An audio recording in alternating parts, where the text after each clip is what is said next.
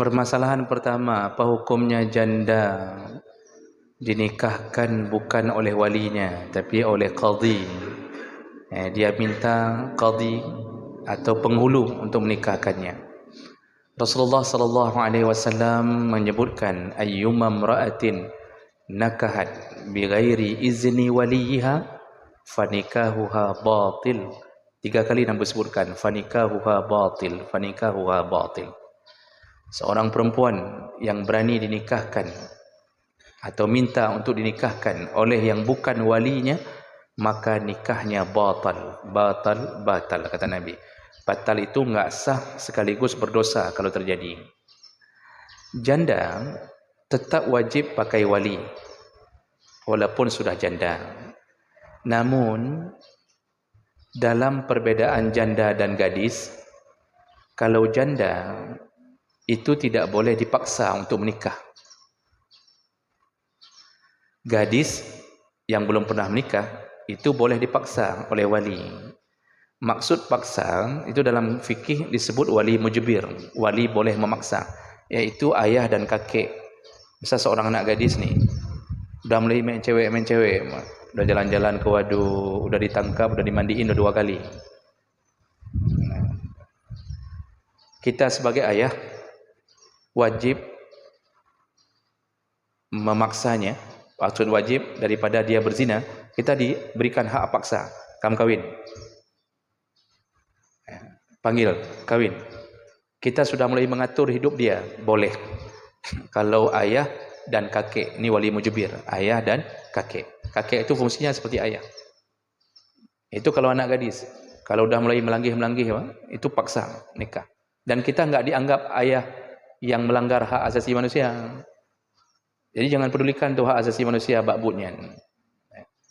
Itu hak asasi manusia itu banyak sekali melanggar aturan Islam kadang-kadang. Boleh pelihara anak gadis sampai ke situ. Tapi janda enggak boleh dipaksa. Ya. Izinnya adalah ridhanya. Fa bi izniha kata Rasulullah. Kalau as-sayyib, janda itu izin dia. Jadi kalau dengan janda, ini walaupun janda muda berkembang lagi. Misal dia nikah umur 16 tahun, si tahun cerai. 17 tahun masih janda muda sekali, tetap enggak boleh dipaksa. Jadi bagaimana? Izin dia. Jadi beda dengan menangani anak gadis. Janda itu kita tanya, Kiban, nak rencana menikah? Oh, kata dia, tidak ayah. Saya sudah trauma dengan laki-laki. Semua laki-laki enggak ada yang betul. Termasuk ayah, kata dia. Itu kata dia, kan. Jadi itu enggak boleh. Oh, lanjut, kamu harus kawin begini enggak boleh. Memberi saran boleh, memaksa tidak boleh bagi janda. Beda dengan gadis, itu yang beda. Masalah wali sama. Kalau saya luaskan 4 mazhab, satu mazhab yaitu mazhab Hanafi yang pernah membuat ijtihad, mengambil ijtihad, berfatwa, berijtihad bahawa janda boleh nikah tanpa wali. Hanya mazhab Hanafi. Tapi ditentang oleh Maliki, Syafi'i, Hambali dan seluruh imam-imam yang lain. Ditentang. Jadi mereka menganggap mazhab Hanafi ini sudah salah faham dalam mengambil hukum menikahkan janda tanpa wali. Maksud Nabi dalam hadis itu menikahkan janda dengan izinnya itu bukan bermakna boleh tanpa wali, tapi harus dengan si izin si janda. Di situ permasalahan kenapa mazhab Hanafi mengambil hukum boleh tanpa wali. Jadi pendapat Imam Hanafi ditentang oleh seluruh jumhur ulama. Ini kalau dalam 4 mazhab. Tapi kalau kita buka kitab, kita tetap ditulis dengan jujur. Mazhab Hanafi pernah mengatakan boleh menikah tanpa wali bagi janda. Tapi itu tidak bisa diamalkan. Ya, karena lebih kuat dan sangat sahih pandangan yang menyebutkan janda tetap pakai wali. Itu yang pertama. Kemudian pertanyaan begitu ya Pak Dewan, insyaAllah ya. Gimana Bapak? Kurang terdengar?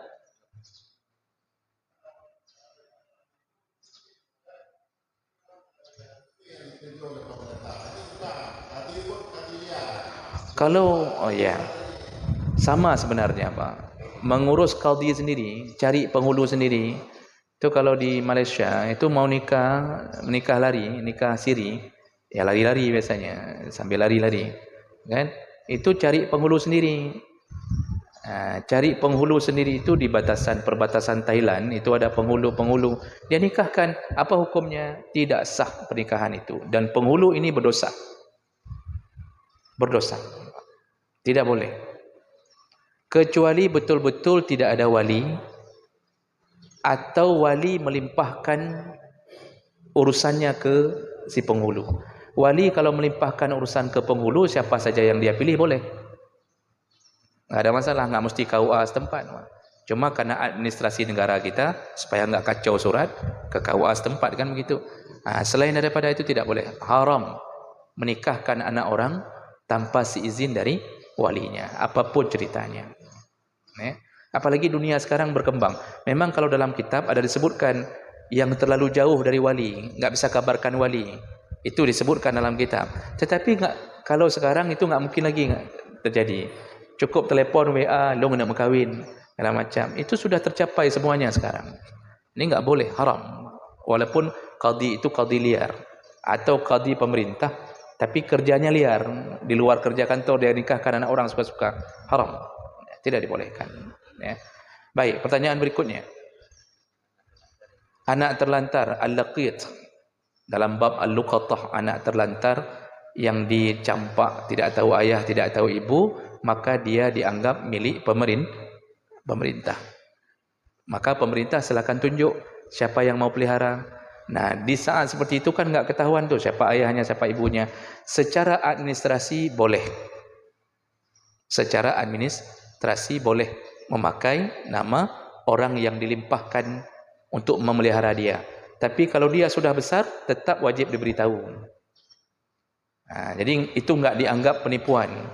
Karena urusan negara, kalau enggak pakai administrasi siapa ayah, siapa ibu, itu kan menyebabkan kemudaratan, Pak. KTP enggak bisa urus, masuk sekolah enggak bisa, BPJS enggak bisa. Apalagi BPJS penting sekali sekarang, Pak. Mau beli minyak goreng pun diminta BPJS. Sampai ke situ pentingnya. Jadi itu mudarat, Ustaz. Itu kondisi luqatah itu, anak ditemukan itu milik pemerintah, milik pemimpin di tempat itu. Dia tanggung jawab untuk memelihara anak. Dia enggak sanggup, limpahkan ke seseorang. Secara administrasi boleh dirubah nama, tapi tetap harus kasih tahu nanti siapa dia sebenarnya. Baik. Lalu waktu dia menikah, kalau itu anak perempuan, siapa nikahkan? As-sultanu waliyun liman la waliya lahu. Sultan, pemerintah, menjadi wali bagi yang tidak ada wali. Berarti walinya siapa? Jokowi. Ya, Jokowi, Pak.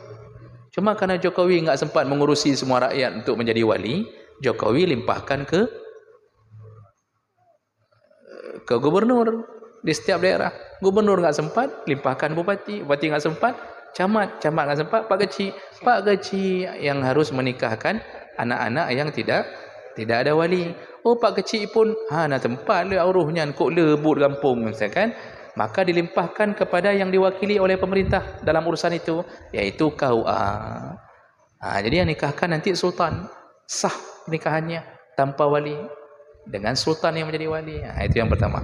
Yang kedua, mengubah administrasi. Ini sambungan tadi nih, mengubah administrasi. Misalnya urusan-urusan kantor, urusan-urusan surat menyurat. Tadi begitu ya. Apakah dibolehkan? Kalau selama hanya memudahkan urusan boleh. Tapi yang ilmu, yang bukti bahwa dia bukan anak kita, tetap harus kasih tahu. Jadi karena dia sudah duluan terpakai akte di atas nama, mau dirubah, disuruh ke catatan sipil dirubah pun susah kali.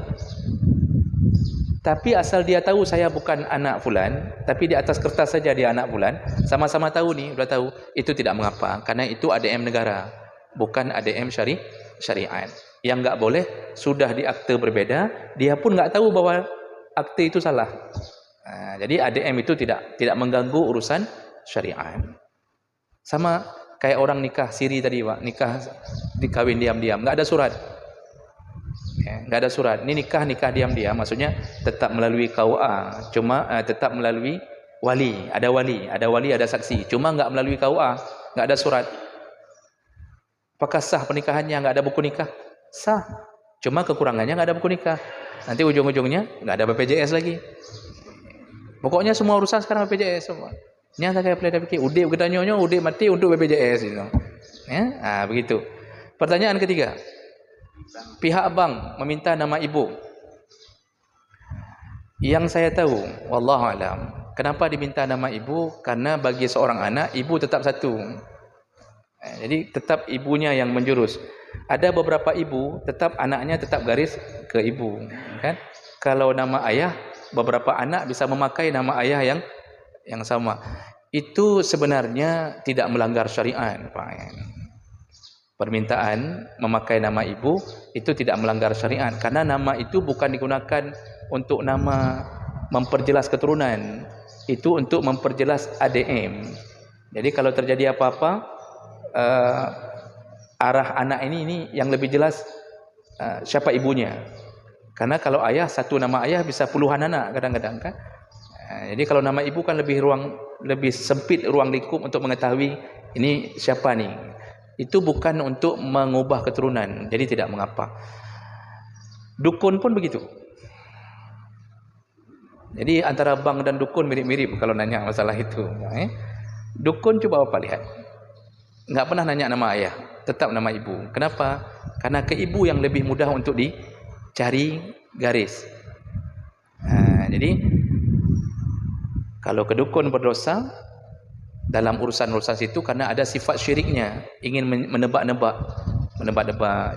Coba buka kitab-kitab yang ada bau-bau dukun. Itu tetap nama ibu, nama ibu. Nanti kita ditebak nasib kita dengan nama ibu. Kalau dengan nama ayah kurang tertebak karena ayah punya banyak isteri, ibu punya satu ayah cuma. Enggak tertebak. Nanti ujung-ujungnya tertebak, kamu akan poligami juga seperti ayahmu. Begitu paling tertebak kalau pakai nama ayah. Jadi Bapak Ibu maka Allah, tidaklah mengapa urusan seperti itu insya-Allah, karena bukan mengubah-ubah keturunan. Baik, mohon maaf karena waktu kita sambung sekali lagi insya-Allah dalam Ramadan minggu yang akan datang 3 sekali lagi kita akan sambung. Mudah-mudahan yang hadir Allah catatkan pahala, Allah kabulkan puasanya, dan semoga Allah kumpulkan kita di dalam surganya. Amin ya rabbal alamin. Subhanakallahumma wa bihamdik, asyhadu an la ilaha illa anta, astaghfiruka wa atubu ilaik. Wassalamualaikum warahmatullahi wabarakatuh.